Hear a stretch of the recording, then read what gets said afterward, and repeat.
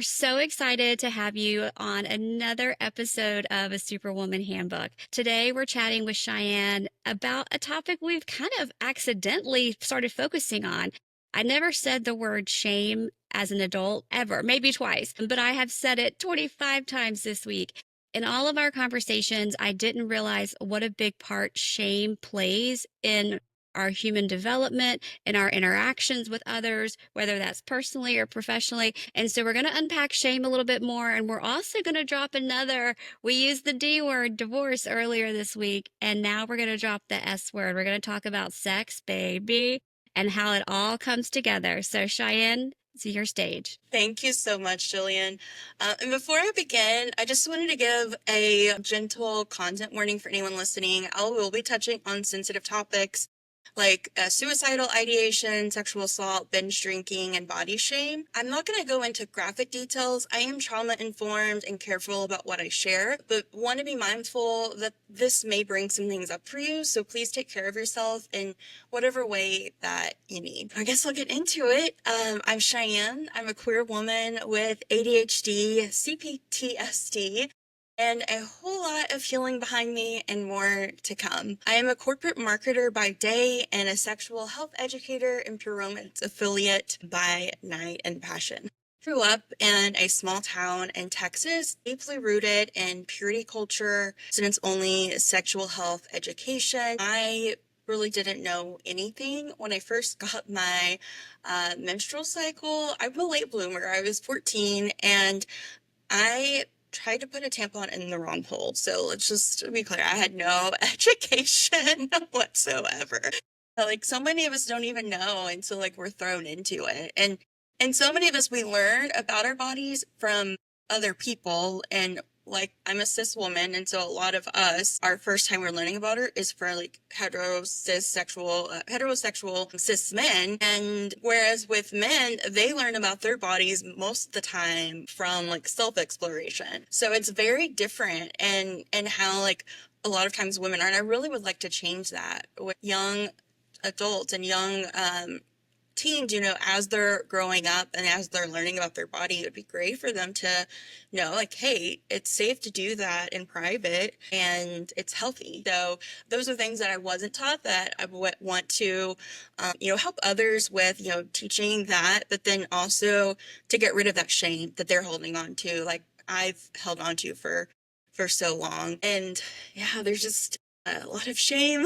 We're talking about that S word. Now, speaking of another S word, I did begin ideating about suicide when I was a fifth grader. My parents, step parent, and they were going through a divorce. I actually was with them when caught one of the parties cheating. And so that just was really difficult for me. It was a very confusing time. I am a sexual assault survivor. So from when I was in high school, possible unconfirmed childhood SA. I do want to name that confusion. So many of us survivors don't remember clearly.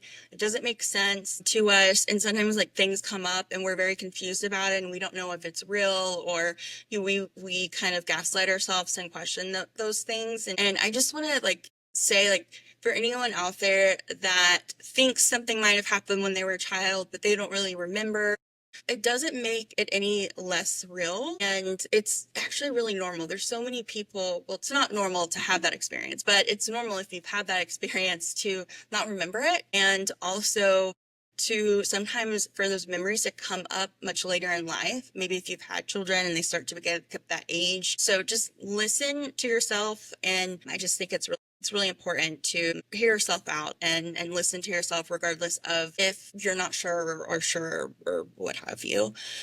Yeah, and I think with all of that, it really led to a lot of risky sexual behaviors for me when I was like younger.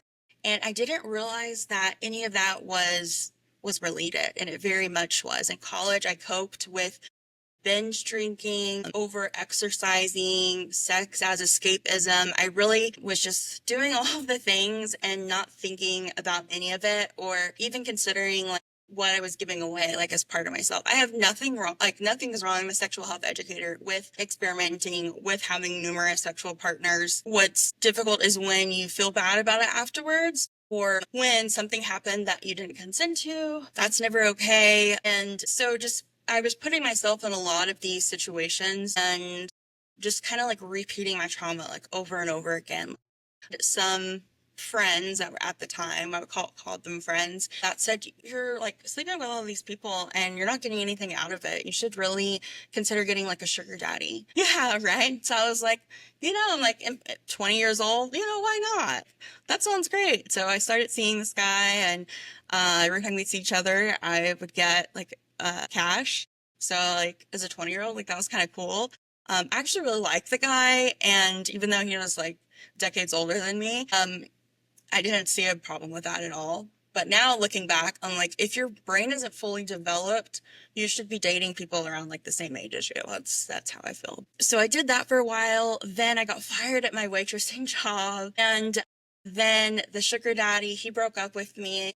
And then another friend at the time was like, hey, like, you should just do escorting. I did that when I was younger, and you should just do that. And so I'm like, okay, like, in my younger 20s, I really didn't think things through. I was very impulsive. I was very easily swayed.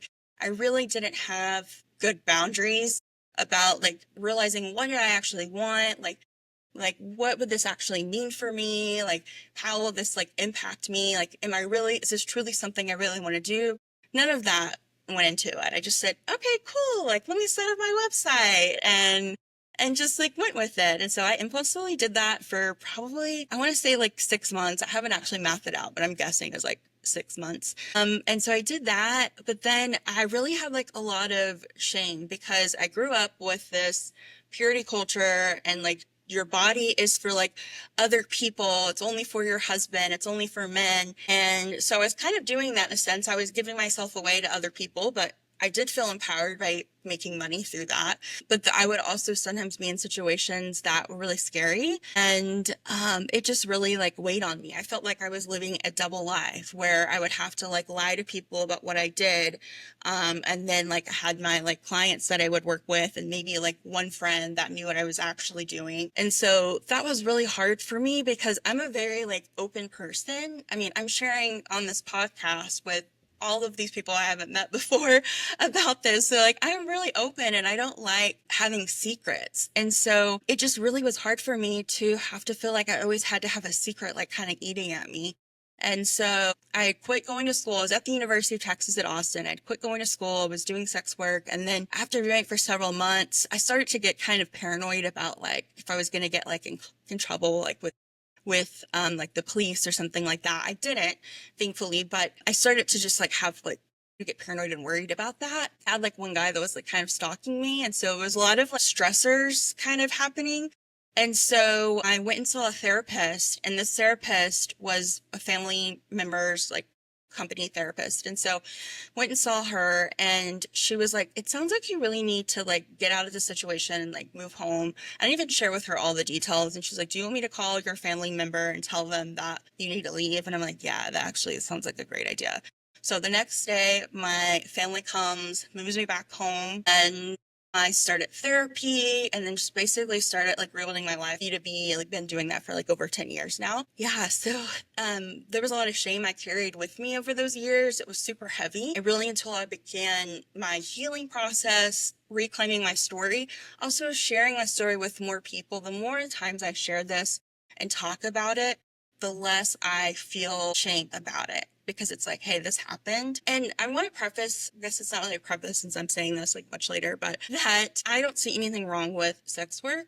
It's one of the oldest professions. I just don't think it's for everyone. And I was one of those people that it was just too stressful for me, and there's nothing wrong with it. It just wasn't for me, and it created a lot of shame and trauma for me, in addition to some of the like feelings of being empowered and those things too. But so I came back, started like working at my small town radio station, and then kind of transitioned to my corporate job. Now, in the time I was working at my corporate job, I started volunteering for a sex positive nonprofit for gay and bisexual cis men. So I was the only woman pretty much in the group. There might have been like one other woman. I was director of their marketing for a bit. And basically, we would throw really fun parties and we would have HIV testing for free at the parties. So we'd be basically like having a good time. They'd be like, it's fine to be who you are. Just make sure that you know your status and you're taking care of your health. Because a lot of people don't realize that if they're not in the queer community, that you can live a very long and healthy life with a HIV status. And you can become undetectable where like you're not transmitting it to anyone. And so I like learned all about all these things. I didn't even know about that. I didn't really know anything about like HIV. And so I learned so much like from my time volunteering with this group. And then also like just I felt like at home. Like, so it was like, I could actually just like be myself. I feel like I had this like secret I had to keep. People were accepting of like who I was, of my past. And like, I really felt seen for the first time, like being in that community. And so in feeling that, I was like, I really want other women to experience that feeling and to know that whatever's happened is okay and they're amazing and incredible and their story is part of who they are. And it doesn't have to be like this tragic thing. It can be something that's helped lift you up to where you are today. And so that was really a big shift in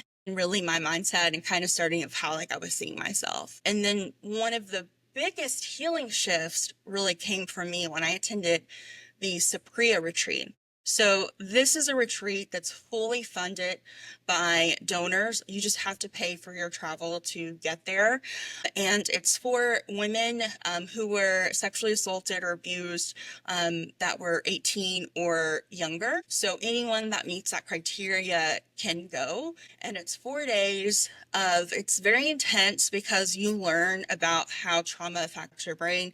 There was like one of the sessions where there was a slide of all the things that could take place like when you experience trauma as like a young teen or child. And I was like, check, check, check, check, check, check, check.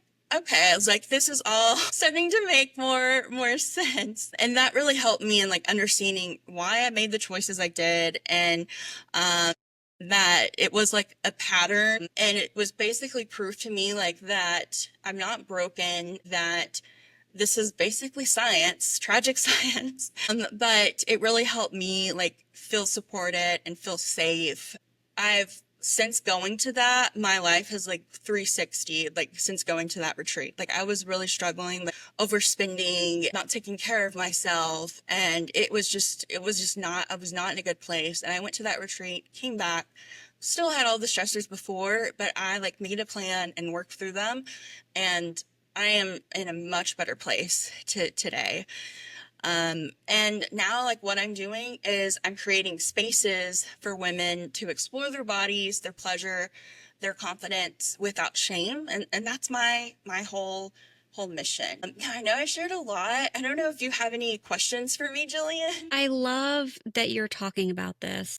And I love that you're creating space for others to talk about it because it's happening somewhere, somehow. And people are either like your tampon example, people are either trying to figure it out on their own and things are going completely sideways, or you've got your girlfriend. Like I remember when I used a tampon for the first time, when one of my girlfriends came to the bathroom with me, sat on the floor, she goes, "We're going to be in here as long as you need, as long as it takes." And I needed that emotional support, you know. So otherwise, I probably would have never done it, or I would have done it not correctly. And so I'm glad that you're giving space because it's happening somewhere. And it could also be happening in a way where they're creating more trauma for themselves. As we kind of talk about shame more and you talk about just kind of your upbringing, I think that's true for so many people. We're not taught that sex is okay, that pleasure is okay, that self-exploration is okay. We're only supposed to use our bodies to have babies. That's, I think, for many people. Now we talk about it behind the, offline and all that. So I love that you're doing that. And I also like that you bring up the memory.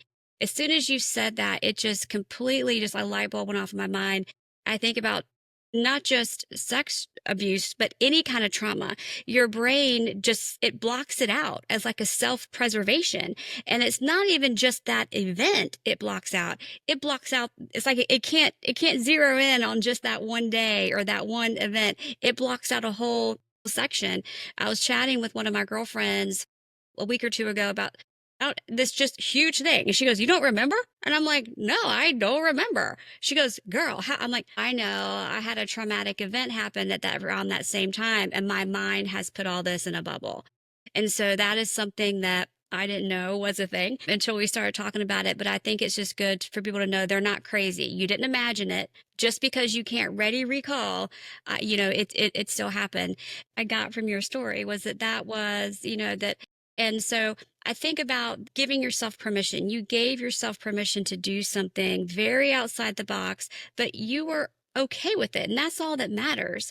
I think so often we don't give ourselves permission to do whatever that's outside the box because we don't. Who's going to judge us? What are people going to say about it? And I like that you talked about living two lives because that can weigh heavy on you too. But yet, if we live in an environment where it was legal and our society was accepting and you didn't have to hide it, you would have had to live two lives. So oftentimes I see that these just kind of stack together with the center spine being shame. That is kind of what's growing everything. So how do you deal with your shame now? And does it still come up just randomly in things? Yeah, so I would say like sometimes I think it impacts me with feeling like imposter syndrome, like when I'm at work, or sometimes when I'm even speaking, or sometimes even saying I'm a sexual assault survivor. It feels really weird to me. And I'm like, do I really have the authority to say that? And then I think, then I have to remember if my niece was in the situation that I was in, I would say, that was absolutely the case and that should have never happened. So I have to kind of like look at it a little bit differently because sometimes it's really hard to say like those things about ourselves or really to like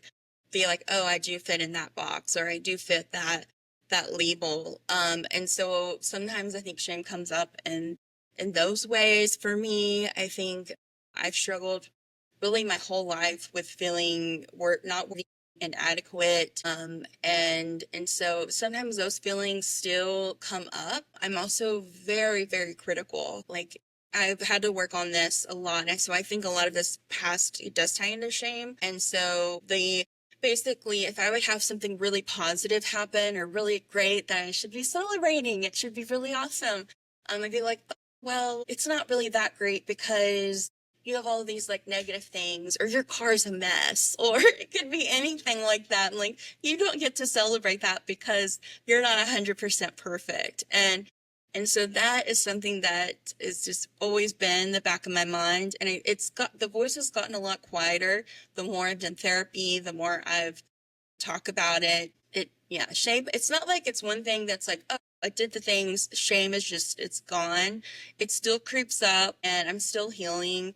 I don't think the neuroplasticity in your brain can heal. And so that was one thing that was really like stood out to me in the retreat, the Superior retreat I went to, is that like all these things impact your brain, but you can heal the neuroplasticity in your brain with therapy, with, different modalities and different things like that. And so that was really exciting to me. But I don't think that you're ever just like 100%, even though you can heal your neuroplasticity, you still like know those things happened and it's still there, but it doesn't feel as heavy and it doesn't feel as scary either because you can recognize that you're outside of that. And so, yeah, I think that, shame still creeps up and there's different areas that it shows up for sure.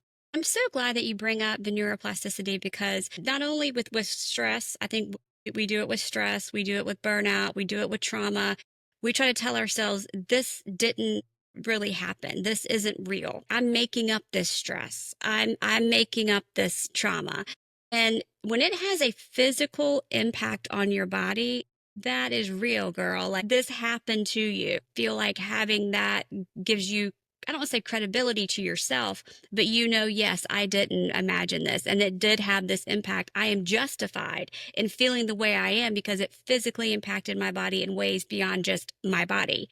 And so with that, can you not want to say lightly, but just kind of explain neuroplasticity and how an exercise or a tactic that you could use to maybe work on that? Yeah, absolutely. So I'm not the expert in neuroplasticity. I'm not a therapist. So I do want, like, let me just like add that. But We're from just girls my talking here. Yeah, from my everyday person view, like of neuroplasticity, it's basically like when you have trauma, your brain, your chemistry, the brain chemistry, it's like basically like completely rewired. And a lot of times, for instance, I have ADHD and CPTSD, but sometimes, a lot of times, I've talked to some of my therapist friends and PTSD, and you can like look into the research on the PTSD.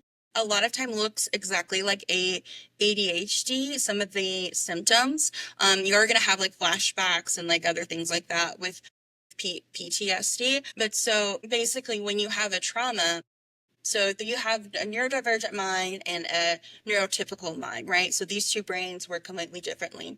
You could be neurotypical and then you have a trauma, and then now you're neurodivergent, your brain works completely differently. And so that's kind of how it helps me kind of look at it and think about those changes in the brain.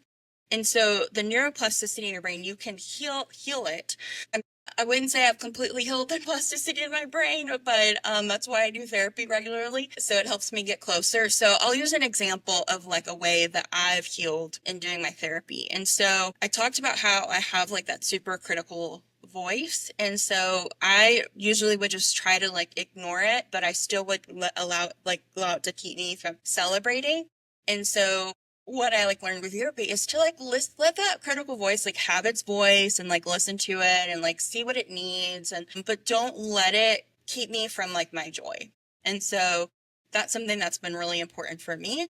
I think also sometimes, as I'm doing this work, I'll have like a triggering memory that will pop up, and it's like in my brain, it won't stop, and my brain's like, adjust me now. And I'm like, I gotta get to work. I don't have time to get to you right now. So just like learning tools like in therapy of, hey, when that happens, we're going to put it in a box, we're going to save it for later, and we'll open it back up in therapy next week. And so those kinds of tools, whereas like in the past, if that would have happened to me, I would have had to be like, I can't come in today. Like I have to use my sick days and take off. I would just be like laying in the bed, like not being able to do anything all day. And sometimes I do want to have that like lay in bed and not do anything, but my triggering thoughts are not preventing me from like living my life. And so that's been like a big kind of change for me. And also I used to have panic attacks. I don't really have them anymore. I have like medication stash, like just in case, that happens. I started to have them in a relationship that I was in actually like a few years ago. And then like they started to like come up more regularly. And then when I would have like a triggering thought, then it would just send me like directly into like panic. And so, but now I'm not like really, I'm not in that place anymore. And then if I start to kind of feel myself drifting that way, I have grounding tools to help center me and bring me back to the here and now. So like 5, 4, 3, 2, 1 is a great one where you identify probably going, I'm going to have to like, it's like using your senses. So actually the Superior Retreat resource just popped up on my search when I like pulled it up. So basically you look at 5 things you can name, 4 things you can feel, 3 things you can hear, 2 things you can smell, and 1 thing you can taste. So like I could be like, I see my power of yet sign. I see my University of Texas degree. I can feel I heard that. I can feel my mouth. I think that's 3. I can feel my legs, and then maybe like my hair. I can feel that too. I hear my air conditioner. I hear the fan going. I hear some birds chirping outside. I hear my voice, and then I don't really smell anything, but I could light a candle to smell that. I could smell clean air, and then I can taste my coffee. And so going through that, it can really help you kind of de-stress and take you out of wherever your head was and get you back to the here and now. So there's a lot of those different techniques. That one's really common. Some people will take a cold shower or put their face in like an ice bucket. I've seen so many different ways. So it's really, you can find like the grounding technique that you really like and try different ones, and maybe try like multiple. If you try that one, it's still not working, try another one. And so those are kind of some of those tools that really help with like learning to like connect with your body and like stay present. I have trouble with dissociation. And so my first memory of dissociation, I was two. My house burned down when I was 2 years old. And so, and my parents got divorced that year too. And so I have trouble staying like in my body and like present.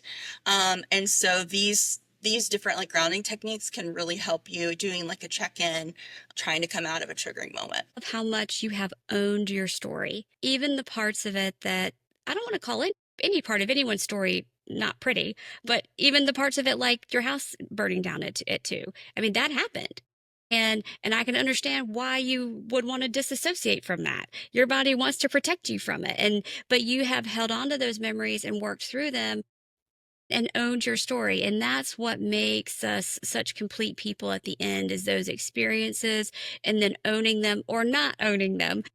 Can kind of be both sides of that. And I love that you shared some techniques. So if people were at home and they're kind of thinking like, I need some resources. What are some what like the retreat that you mentioned? Kind of what are some websites we can put in the show notes for folks to check out for additional help? Yeah, absolutely. So the Sapria retreat is amazing. Actually, the grounding techniques I just went through was on their actual website. I also will look, I don't have anyone specific in mind, but sometimes I will, if I'm, really needing something quick, I'll just do 5, 4, 3, 2, 1 grounding and like do the first YouTube that video that comes up, and try to like work through that. And so I think there's tons of resources there, that can help through my YouTube history, and send some of the ones that I've used that we can add to the show notes. And the retreat, like I mentioned, is free. You just have to pay for, transportation if, that's something you qualify for. I recommend everyone go. It's life changing. You'll make also like new friends there that you can have as like support afterwards. I even have met up with some of these women afterwards. That's just incredible. I have my website, love Chyrob, LCHEYROB.com, where you could access like any of my freebies that I've made. And so I have one that's 5 steps to building confidence. And so it's just 5 simple things that I've done that have helped me to feel more confident. Confidence isn't something that you just have or don't have, or that you never can like feel confident. That's not a thing. Confidence really like ebbs and flows of like where you are. Like some days I feel more like great and some days I don't. Like that's just what it is. But that guide, you can get on my website. It's free. It's just 5 simple things that you can fit into like a busy schedule. Just kind of like kind of thinking about like what confidence is, and then also journaling a little bit about it and like what you want for yourself, and envisioning yourself as that confident person and like what that looks like, and just doing it. So that's something you can get on my website. And then I also have a Facebook group, super supportive. You can post questions, you can post them anonymously or as yourself, and the women in that group will chime in, and I will as well. I think it's like a really great place to feel like you can ask your like awkward questions that you always wanted to know, but you're kind of like worried about like asking, or you don't know like if your friends would judge you for it, or hopefully they wouldn't judge you, but you're not sure if it's something you can even ask. So those kinds of questions are welcomed in my Facebook group. So those are just like a handful of, there's so many different tools out there, but those would be some that I would suggest. The pre-retreat, some YouTube grounding, and my 5 steps for building confidence would be a great place to start. And we'll drop all those links in so y'all can quickly kind of click through them. But I was so looking for what I say this about every episode. I was really looking forward to recording this one. But the thing I like about your story is that you owned it. And I think there are so many women out there, myself included probably to an extent, who haven't owned every page of their story. And you can't take control of something you don't own. So you can't control what happened on that page. You can't control the feelings of it until you own it. So I love that you have shown a great example of doing that, and also your bravery to come and share this, because there are people who would be like, "Oh, what was that? Why who are not ready to hear this and who could be judgy." But then there's someone who is just throwing her hands in the air going, "Yes, I feel seen and heard now. I feel like someone can relate with me." So I love your bravery. And also too, just how you kind of talk about how trauma takes on so many different forms. And especially when it starts as childhood trauma, like with your house burning and your parents getting divorced, and then it took shape of a sugar daddy, and then it took the shape of it. Trauma will continue to morph until you own it. And I love that you have just done such a great example of that. And then the tools that you've created, it's not, it is actual science, but it's not rocket science. The tools we have at our disposal that are relatively affordable, YouTube videos, downloads, things like that, you can gain access to relatively easily that can help you with breathing or help you like the 5 4 3 2 1. So I like that it's not hopeless. You don't go, well, you've got to go to therapy for 6 to 9 years and then you might halfway be cured. So I'm glad that you really shared your story, and it was so nice to have you as a guest today. Thank you so much. I'm so glad to be here. And thank you for saying that I'm brave. As before we started, I was like, Jillian, there's some things that I've never really talked about in depth and I want to share it, but like I'm not sure if like a coworker found it, how they would react. And so I was going through all of those like thoughts, as we do. And she's like, share as much as you want or as little as you want. And so I feel good with what I, came here today. And I hope, like you said, that the people that needed to hear it, and those that want to judge, we all are in a different space in our healing journey, and I just hope that everyone listening is learn something that they can use, and it'll help them wherever they are. Everyone is in a different place of their journey. Those more advanced are less judgy, but that's a good way to put it. That's what I'm going to start doing. Instead of calling people judgy, I'm going to be like, you're just in a different place of your journey, girl. That's it. You're not judgy. It's fine. But yeah, I did really appreciate it today. And I feel like there's going to be more conversation. I feel like a year from now, you're going to have a really cool update for this story. And I really am looking forward to that. Can't wait. We'll see what comes.